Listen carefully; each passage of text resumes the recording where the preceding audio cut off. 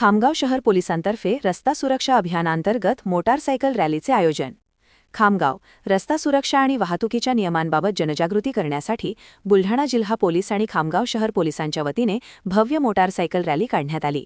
रस्ता सुरक्षा अभियान 2026 अंतर्गत रक्षक सुरक्षित जीवन सुरक्षित हे ब्रीदवाक्य घेऊन ही रॅली आयोजित करण्यात आली होती. पोलीस अधिकारी आणि कर्मचाऱ्यांनी हेल्मेट घालून या रॅलीत सहभाग घेतला.